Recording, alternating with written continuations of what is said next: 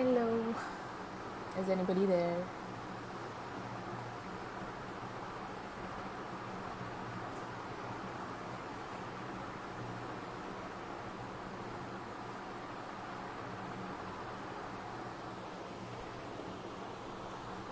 Hello, is anybody there? You can just let me know in the comments. Hi, hi Nitya, hi Andrew, hello Jisha. You can you all hear me? Just let me know if I'm audible.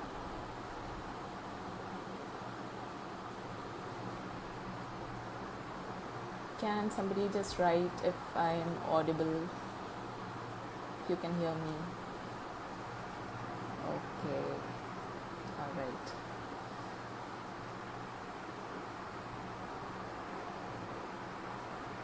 Okay, so let me just wait for a few more minutes so that at least a few of them join in as well.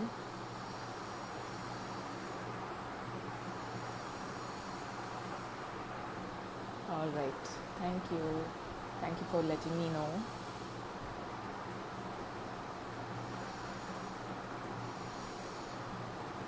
Hello, Razna.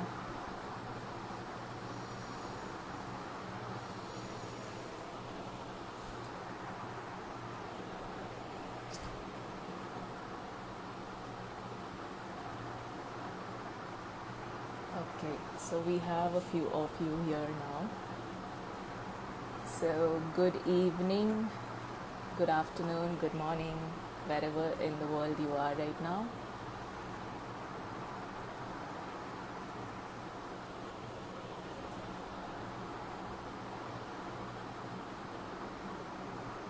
Hi.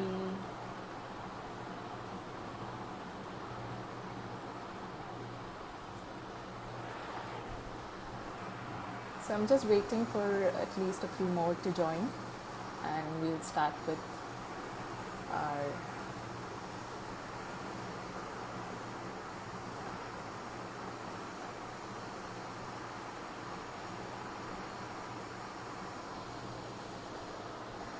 all right. So today I will be taking you through the basics of card making. I think there are a few more who are willing to join because I had got personal DMs from them saying that they will be joining for sure.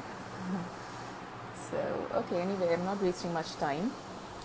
So, I will be taking you through the basics of card making, the basic tools and supplies required for getting started with card making,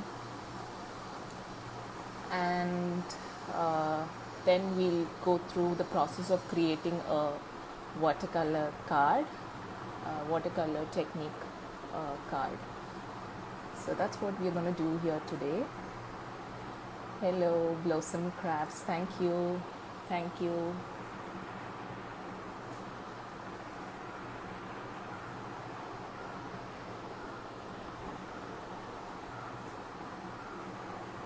So if you have any questions regarding card making, you can ask them right away. I'll either answer them right away or maybe towards the end of the session.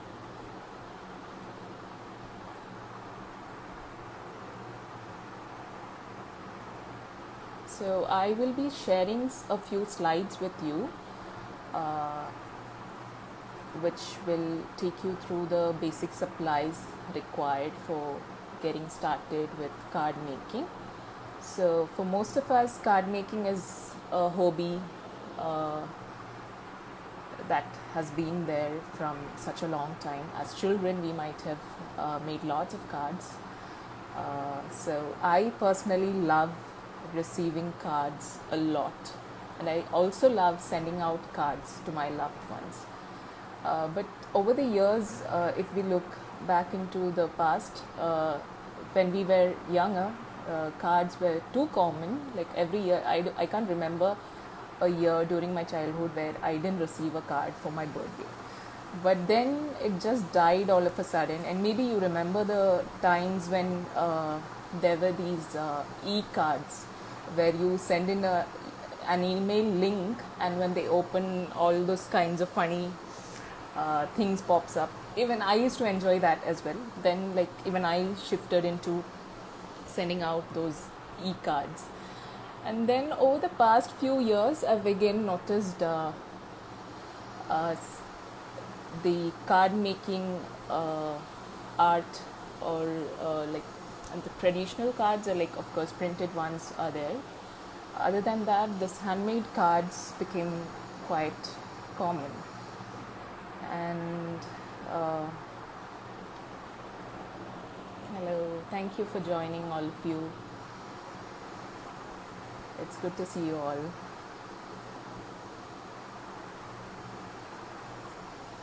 All right, so I have been making cards since 2016 now. So I started it obviously seeing a lot of YouTube tutorials on greeting cards, and that is when I came to know that there are a lot of supplies and materials existing just to make cards. So that's how I got into it, and I started becoming so obsessed over it. So to those of you who are new here, my name is Paurnami, and I'm a self-taught artist. And right now I'm based in Trivandrum, Kerala, India. And before that I was in Dubai. So I have been making cards since I was talking about that. I started making cards since 2016, and that's how I got into this. So all of a sudden, my hobby, making art and craft, suddenly turned out to become a passion. And as soon as it became a passion, I noticed myself spending too much money buying my art and craft supplies. So that is when guilt hit me hard, and I thought I should somehow balance what I'm spending. So I slowly turned my art craft hobby into a business. And so right now I'm running a small handmade products business as well. So you can check out my website, which is www.artwithpam.com, and you'll get to see my products and services. So now I'm not going to waste further time. I'll just get into the class or the session.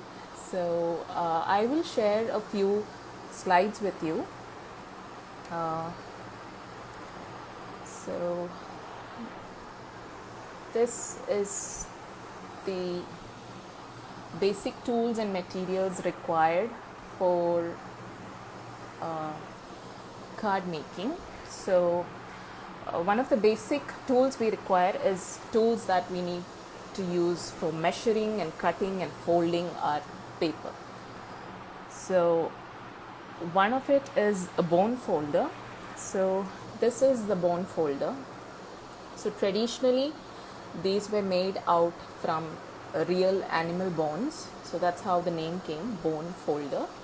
So it has a pointy edge on one side and a blunt edge on the other side. It's not sharp, but it's kind of pointy, and this tool is used for scoring. I'll get to it, what scoring is. So by scoring I mean you just create a line by putting it into a pit on your scoreboard. You can put a line or a crease on your paper, and with this edge you can fold. For example, this is if you can just let me know if you can see that. I think, is that visible? Okay, so if you can see, there is a line at the center of this card. So if I fold, I created that using my scoreboard and tool, and then I use this end to fold, and this way we get a very crisp fold on our paper or on our card. So that's one of the things. And craft knife, which is also required. And craft knife, there are like, this is the normal pen knife, which is very common, and to have this with you is very handy. And this is a X-Acto knife, or a precision knife. So this one you can hold it like a pen or a pencil, and you can like carve out, or those for those precision, like maybe a flower, you want to cut out a flower in the shape. So for that you can use, and you have to be very careful while using knives. So especially the precision knife, you have chances of slipping and getting hurt, so be careful with that. So when we talk about knives, the next thing we need is a cutting mat. So this is a cutting mat, and this cutting mat is called self-healing cutting mat. So hello Rennie, hi. So this is a self-healing cutting mat, and you can see these are grids for measurement. So you can keep your paper on in alignment with the grids, and it's easy to measure. And the good thing is it's self-healing, so your cuts and scratch won't appear on this, and you can protect your work surface. The next thing is the scoring board, which I was talking to you about earlier. So this is my scoring board. So if you see, it's really large, so it's not necessary to have, there are a lot of small ones available in the market now. So I bought this a long time ago. So this is a scoring board. So if I don't know if you understood what I meant, like if I put the paper here and using my bone folder, these are pits here. If you see carefully, these are like pits over here. So if I score a line, a crease is formed, and then I can easily fold my paper, and this way I get a more sharp or crisp fold, and the edges will be equally aligned. So I'll just show you how I'm going to fold that. So you can see how crisp the fold is. So that's what is a scoring board for. So next is paper punches. So paper punches, again, one of the best punch to have is a hole punch, a single hole punch, and it's really very useful for us crafters, where you can just simply punch a hole and tie it up using a twine, and such things you will get to know once you start making more cards and crafts. So one is that, and then there are a lot of shape punches, like heart-shaped punches, star punches, flower punches. There are also corner punches, like where you can round off the corners. So usually we struggle a lot with scissors to get them all in the same shape, but there is something which is used for cutting out corners. So it's called a corner punch. There are also punches like border punches, which you can create nice intricate designs on your borders. So those are with the punches. And then next is a paper trimmer. So the scoring board which I showed also has a paper trimmer. Similarly, this is a smaller version of my it's not a scoring board, but I can use it for, there is a pit here, see, so I can use this one as well. But the problem with this is I can't fit in my 12 inch by 12 inch paper. So I generally use a lot of 12 by 12 paper for my craft work. So with this I can't fit huge sheets. So this one is a paper trimmer. So this is very handy. If you are seriously into card making, you can definitely invest in a paper trimmer, which saves a lot of time using your scissors. So the next is ruler. Ruler is, you need plastic ones, you need metal ones. Metal ones can be used for tearing paper, and you'll have those worn edges. So the next thing is scissors. So have scissors in lots of size and shape. So this one is a small scissors, and I use this one for very small precision works, and it's really helpful. You can have large ones for cutting out straight, and there are also scissors, craft scissors, like that comes in the wavy pattern, zigzag shape. So those are very useful for card making. Another tool I love using is tweezer. You can also use your tweezer that if you are a female, you know what we use tweezers for. So you can use that tweezer initially. Like, tweezers are used for picking up on small things like embellishments or decorations, sequins, etc., and you can place them on easily instead of struggling with your fingers. Okay, so those are the cutting measuring tools. The next is we need paper and card. So cardstock is one of the important things we need while we are making cards. So generally, even as kids, we had the habit of making cards using our normal A4 sheets, and it doesn't work. So I mean, it doesn't work in the sense, if you want to make beautiful cards, beautiful handmade cards, go for cardstock papers. Cardstock papers are really thick, and they come in different colors and sizes. So buying cardstock paper is a good idea. Then watercolor paper, definitely if you want to make cards like the one I'm going to show you today, you need watercolor. So you can put in your watercolor art and stick it onto your card. That's what I'm going to show you today here.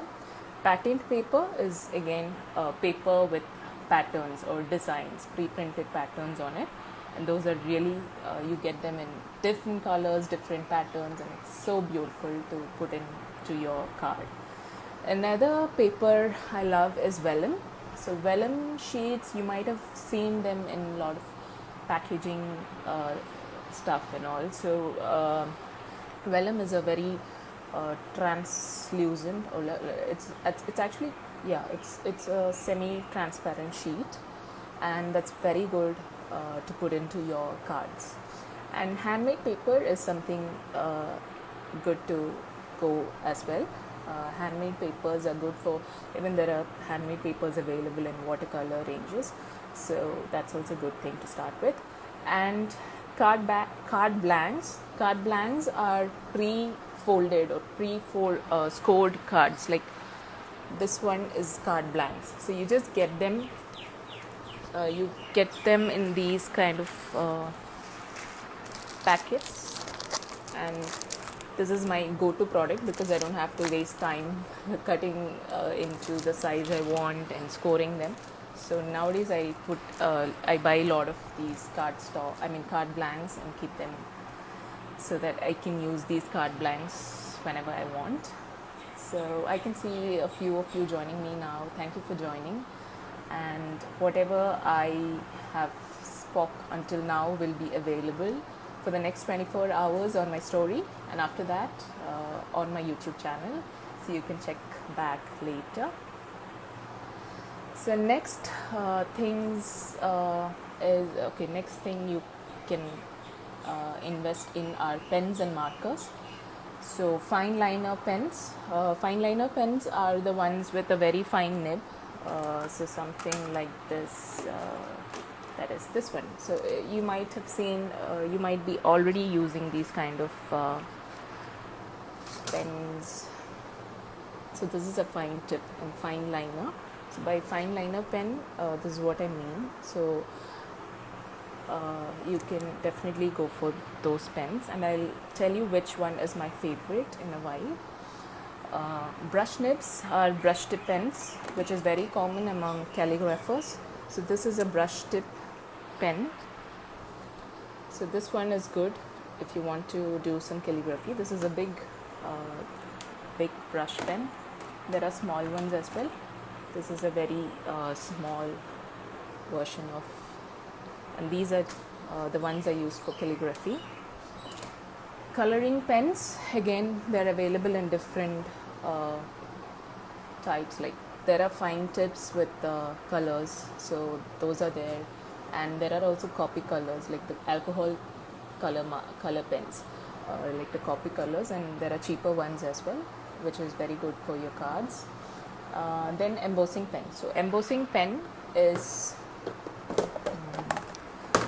these are the embossing pens. So what these pens are actually, they are invisible ink, and these are embossing powder.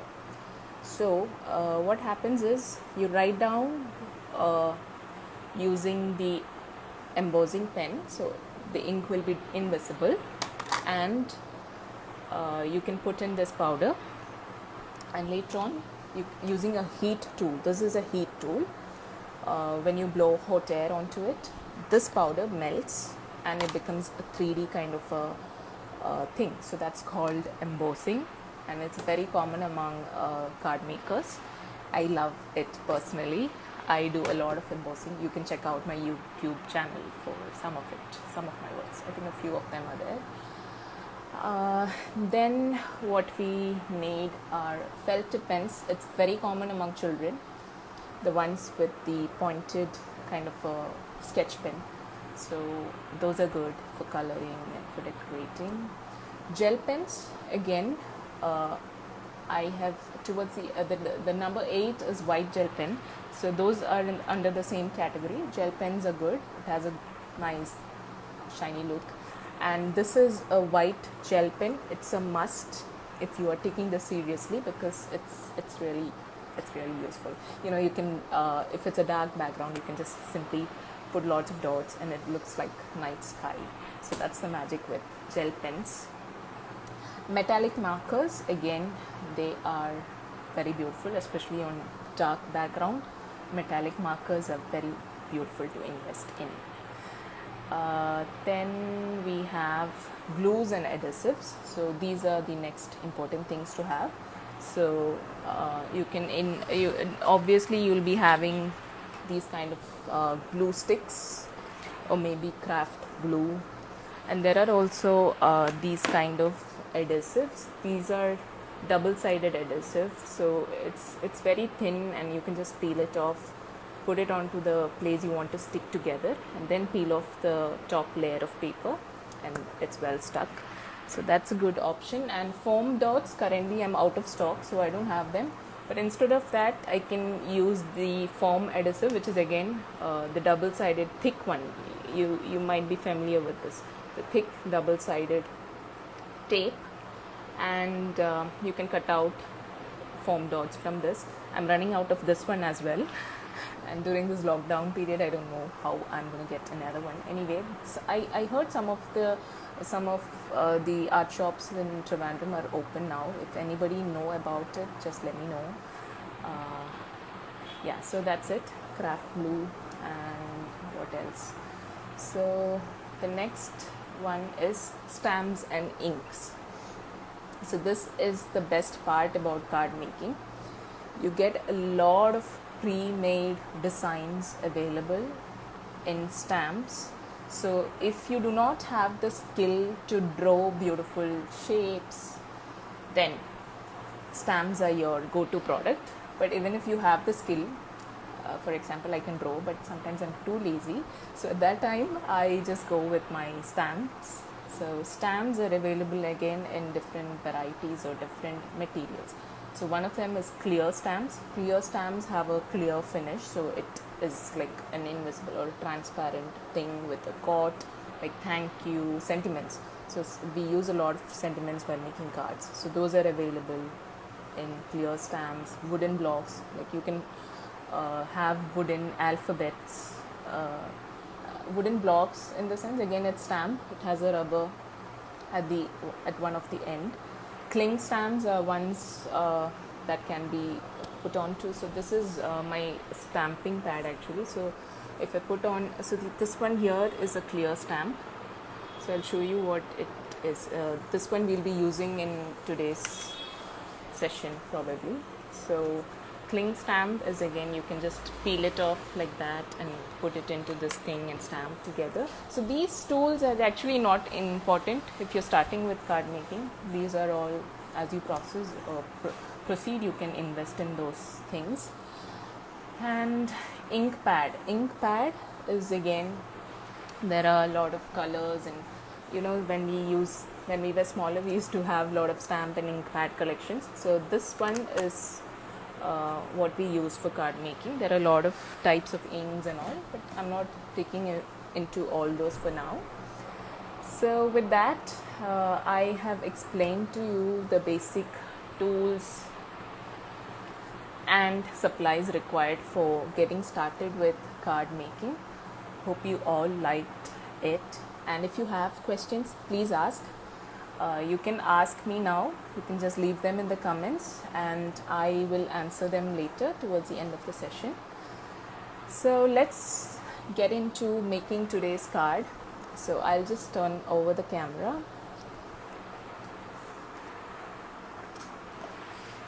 I'll just clear up my space as well. All right.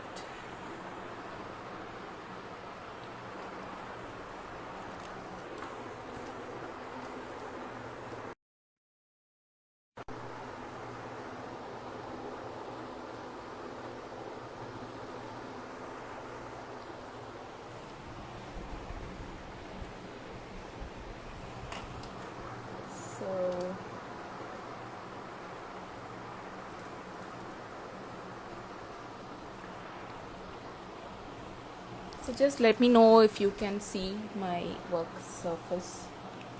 Please, somebody just let me know.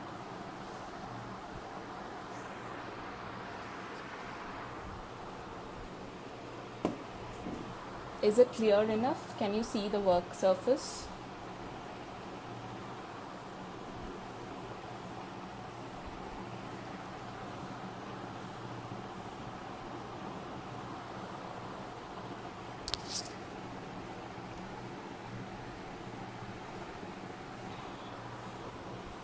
Alright, so these are cards that I made for you using different techniques. So all these are different techniques of watercolor that I applied. So I just wanted to show you like how different techniques come in together. So I will be explaining all those later, or okay, shall I explain that now? Can somebody just speak to me if the work area is visible and clear enough? Just write down in the comments, please.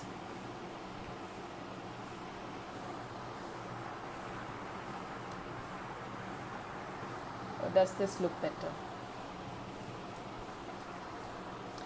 All right. So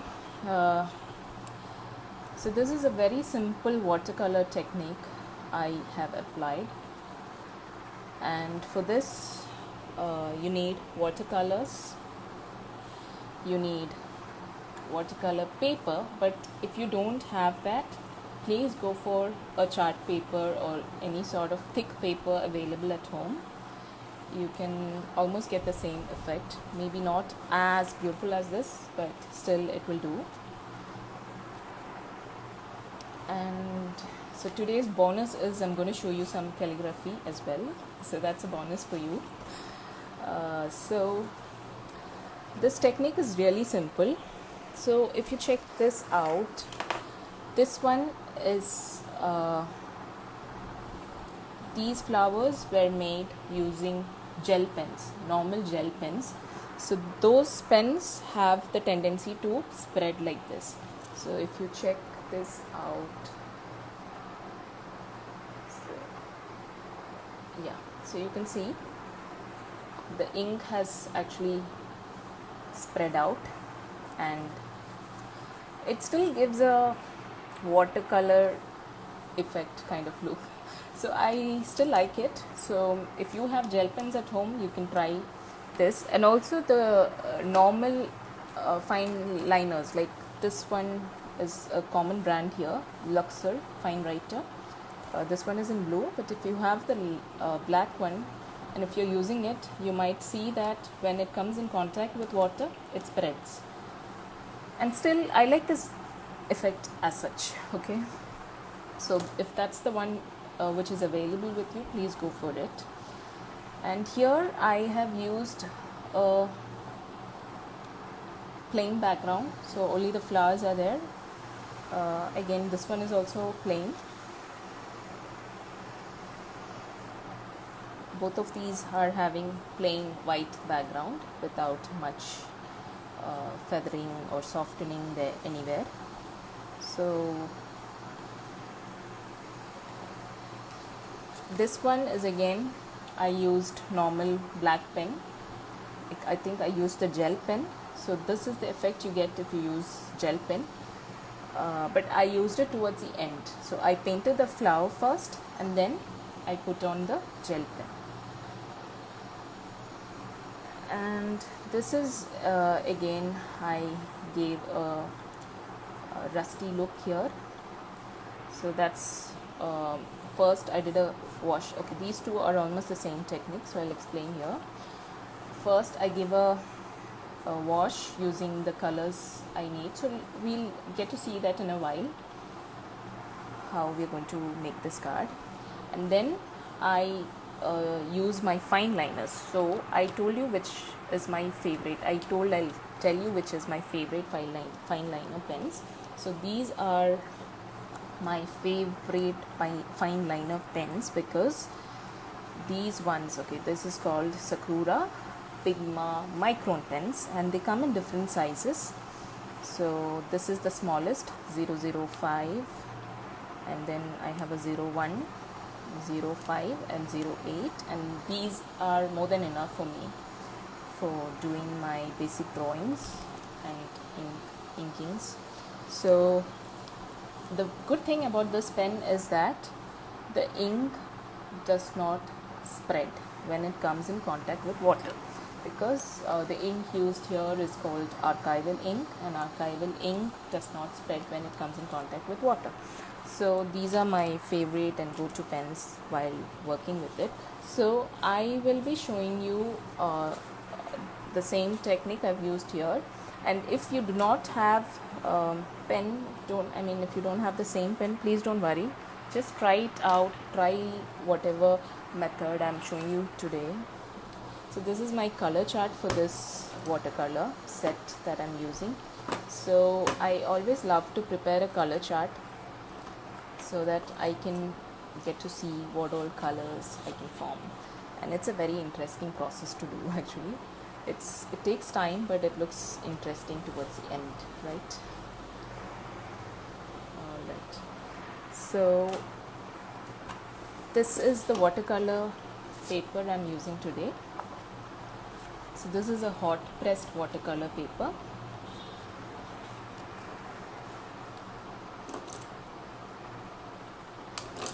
And these are the different brushes I've got here, and you can use any sort of brush, not necessary that you need a branded brush or anything. You can use, so today I'll just show you using a normal brush, and this is actually my water brush.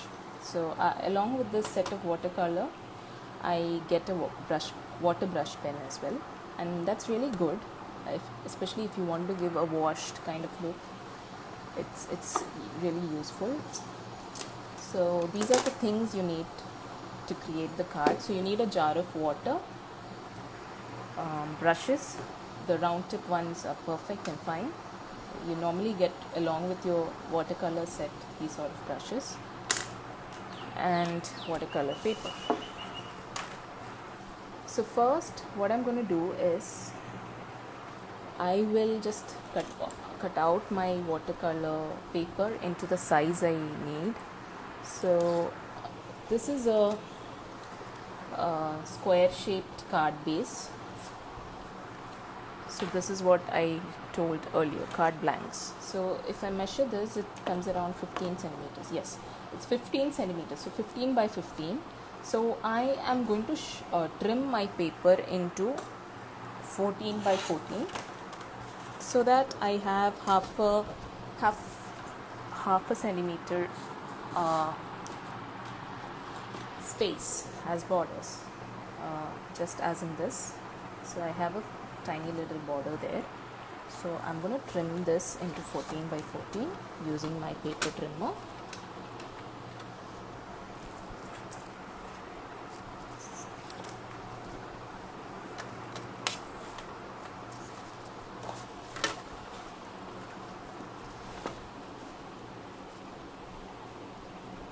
So you have these measurements here, so you can align your paper accordingly and trim. So you can see how easy that process is. And then over to the next side. So this is my 0, and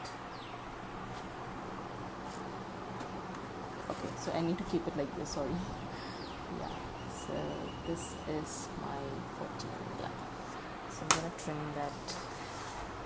And now, so you see how easily I trim down the paper into a 14 by 14 size. So now if I put it here, you can see it has a nice border to it. Alright, so now let's get into the process of creating the watercolor flowers. So I have my palette ready actually, so but I need to put in water and dilute the paint. So one thing you need to know about watercoloring is that please leave off your stress. Don't be stressed, don't worry about the outcome, you just need to relax and paint. Just enjoy the process. So I think yeah, you can see my palette, right? So I am picking in this pink paint from there.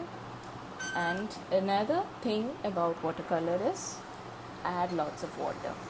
More than paint, we need more water. So that's how it works, and that's how it looks more beautiful. So add more water, dilute the paint,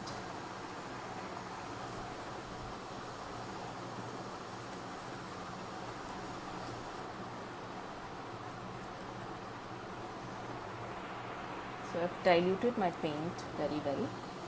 So now I have a very watery paint there. So I pick that and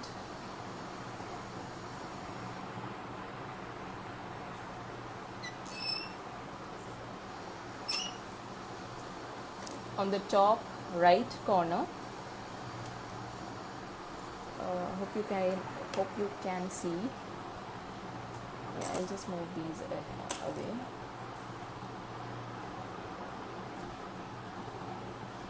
Alright, so I'm gonna drag my brush and create a circle, a random circle. It need not be precisely circle or round in shape, just like that. And I drag my brush towards the center. I pull off paint from all these sides and I bring it towards the center there, and just that's it. Now I clean my brush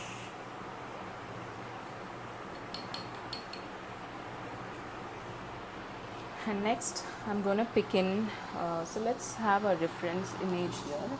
Let's keep it here.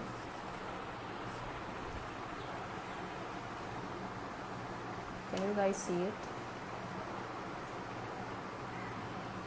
Okay, no, I think. Fine, I'll refer and you can see what I'm up to. So the next color I've used is purple. So I clean my brush off, I wipe it off onto a tissue, and then I pick in purple color.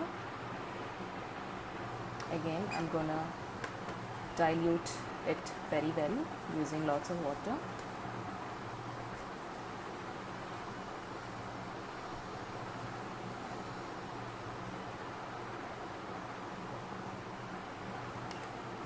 And somewhere beneath the pink circle, I'm gonna put in the purple one. So keep it very diluted. That will look much better than having the paint really thick. And I pull excess paint towards the center and clean off my brush. And the next color I'm using is some sort of a peachy shade. It's available, so this is my Sakura Koi watercolor set. And again I'm diluting the paint very well with water. So the proportion of the water and paint you'll get to know once you start doing a lot of painting. So you need it to be really very thick. Now if you're using a chart paper, you don't need to make it really thin, like diluted with water. Keep it a little thick because watercolor papers are specifically designed to absorb a lot of water. So if that's the case, please leave that, but technically this is the way you watercolor if you have a watercolor paper. So next I put in a blob on this corner here. So if you can see, I have just this is a small flower, these two are almost of the same size, and those are random shapes. Next I am gonna create a color using my lime green and a little bit of olive green. So this is my olive green here. So you don't have to always play with the same colors on your palette. Always try mix and matching these colors.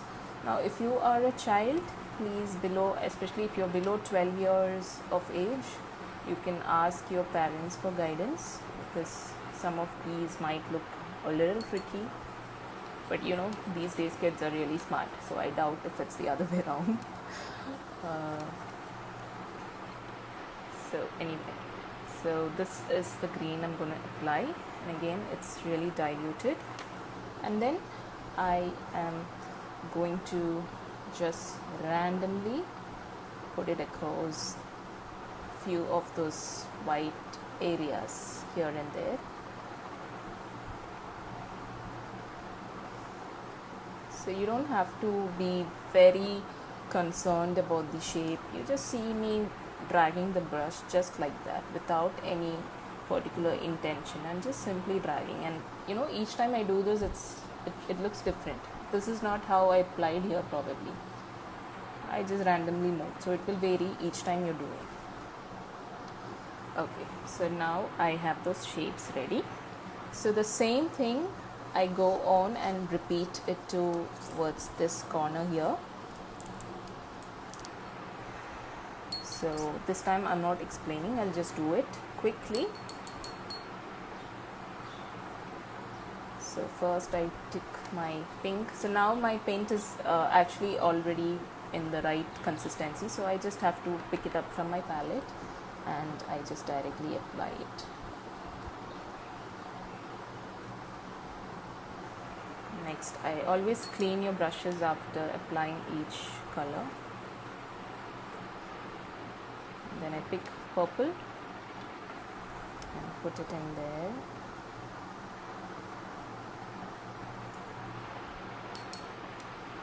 Next is my peach and just a random blob there.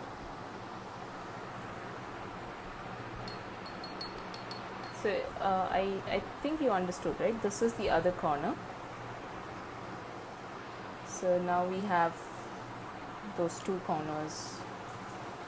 So I'm working on the other corner right now.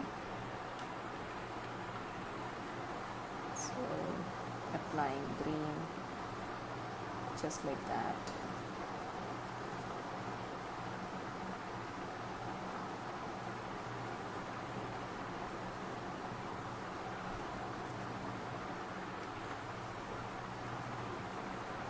Alright. So now that's done. So now I need to wait for this to dry. So to make the process quick, I'll just use my heat tool, and using that I'll just dry this up, which is faster. So I think nobody is having any questions. Or did I miss any? So you need to be very careful while using a heat tool like this. This is not a normal hair dryer, okay? This is a craft tool. It's really hot, very hot air comes in from there. And like I said you earlier, this is used for embossing purposes. So it's really hot. It melts that powder. Similarly, it can burn your fingers. So be very careful, especially if you're a child using it. Please be extra careful. So now it's dry. So this is another good thing about having this tool. So next we are going to start drawing our flower. So I am going to grab in my micron pen in the size 01. So the finer tip the better, but you can go for your normal pen if you are in a hurry to do this, or if you're not, you can watch this video later. It will be available on my YouTube channel throughout, so you can try purchasing these same materials once the lockdown is over. So with my fine liner pen, I'm going to draw these flowers. So if you're not very confident, you can definitely take your pencil first, and first you can sketch it out using your pencil.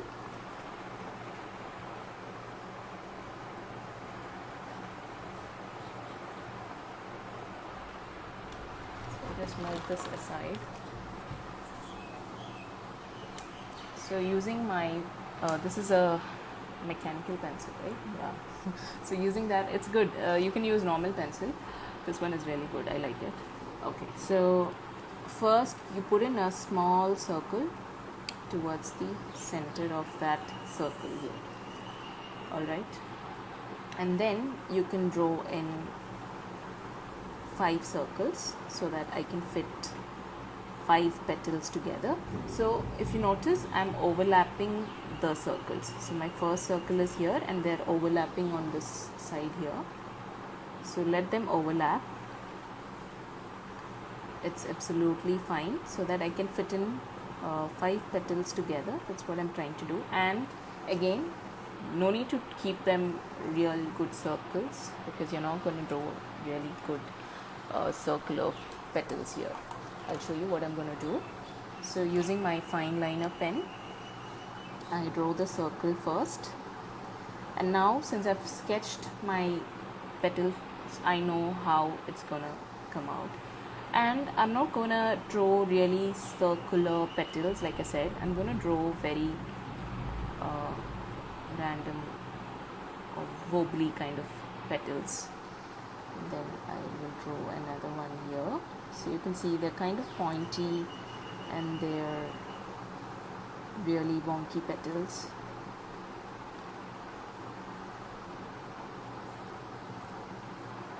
And then the last one here. Am I too fast? I'm okay, right? You all can see as well, right? Okay, so then I add 2 lines here, or I mean 1 line here, just to keep it wonky. Like I said, one of those petals is like facing me in that sort of a way. And I'm not going to add them on all of them, but 2 random petals will have that wonky look. And then I'm going to add in a lot of lines. So this is when micron in the size 01 is very handy, because you can really draw very small lines and define the flower's texture a lot more than you can when you use a normal pen. But again, if you're just doing it for the sake of making your mother happy, just go and do it with any material you have right now. So from the center, I draw these lines towards the top side of the petal. Similarly, so just right next to each other, and some of them are short, some of them are long, no particular pattern to be followed. And as I draw, I am also rotating my paper. That's my comfort. You can work in your comfort. Some of them big, some of them small, some of them equal. So just random lines. So now you can see how the texture is building up as I add these lines.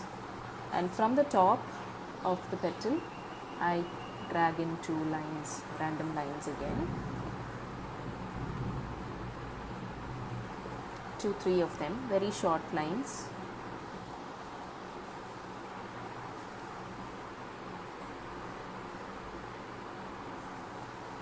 really love drawing florals actually, and I love painting them as well.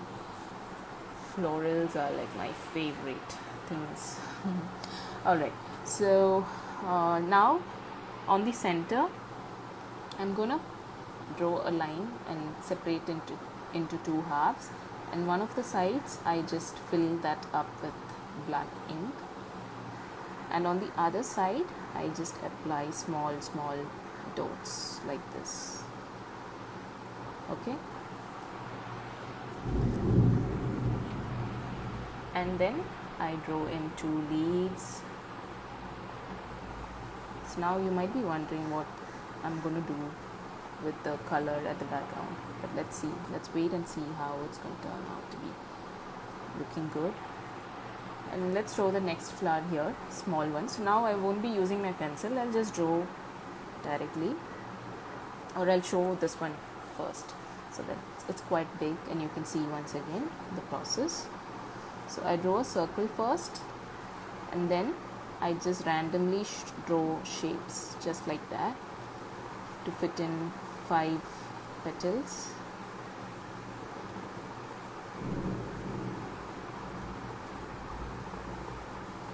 Alright, okay, see how fast I did that.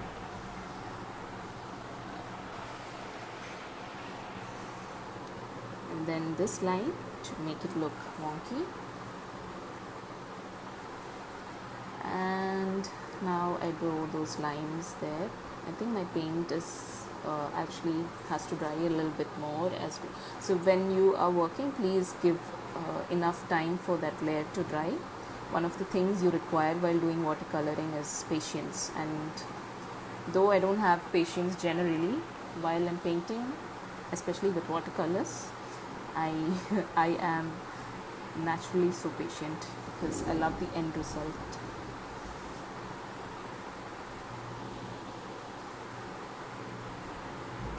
So those are the lines from above, and you can also add some lines onto the center. So 2-3 random lines from there.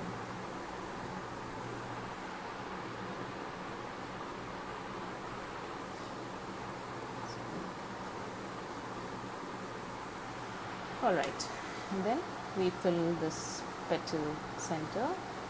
And if you want, you can fill it fully. These are just different, it looks different, that's all. Now we're going to draw in a smaller flower here.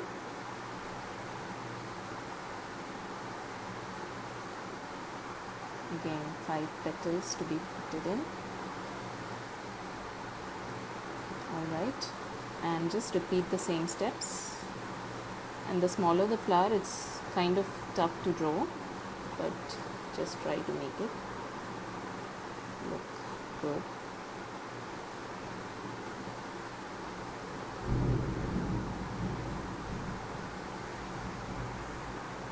Are you getting bored?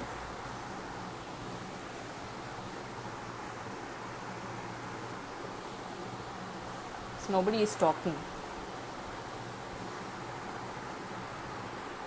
So this is an interactive session. Like I said, if you have anything to ask me, you can ask me right now. Okay, I forgot to explain while talking. Okay, so now I'm adding these kind of vines here.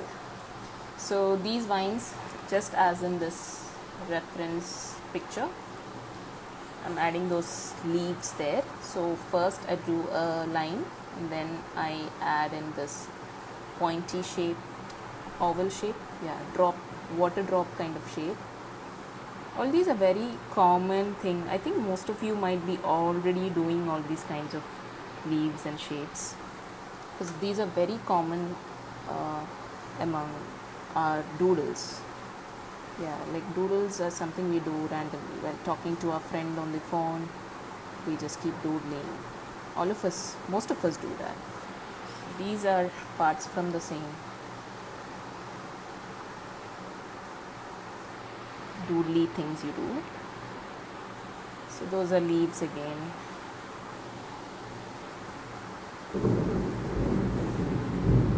So it's raining here. I can I don't know if you can hear the thunder sounds.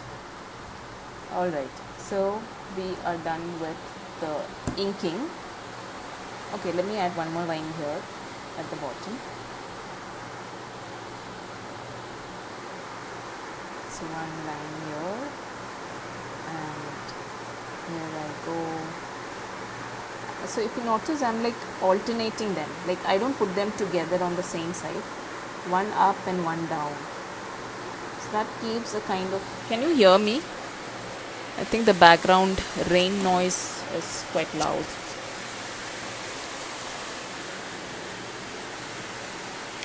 Alright, so now I have my ink ready. So now is the real watercolor that's going to happen. Alright.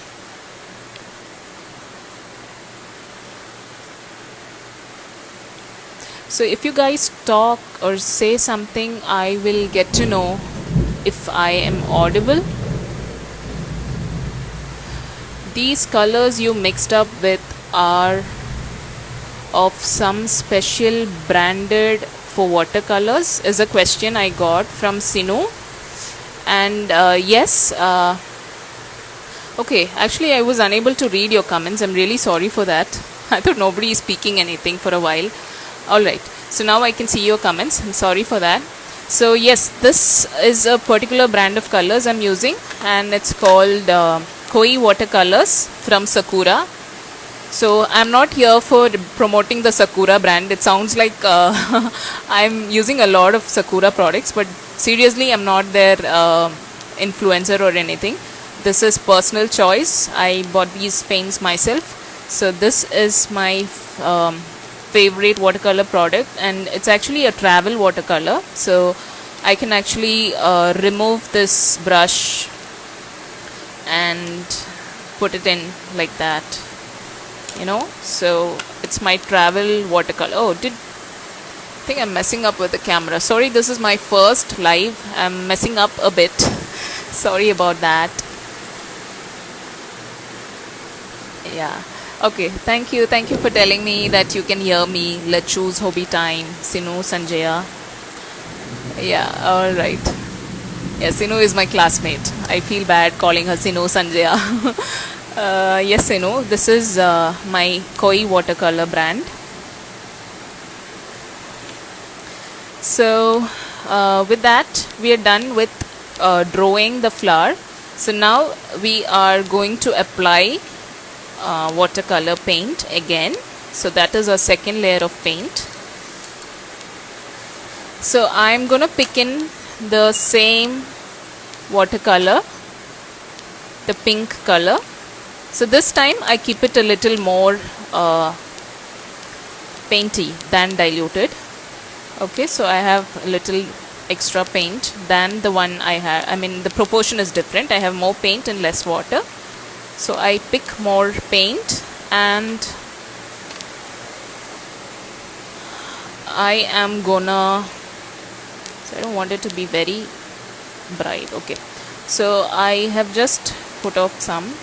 Alright, so I'm gonna drag my brush from the center of that flower and drag a layer. Okay, I need,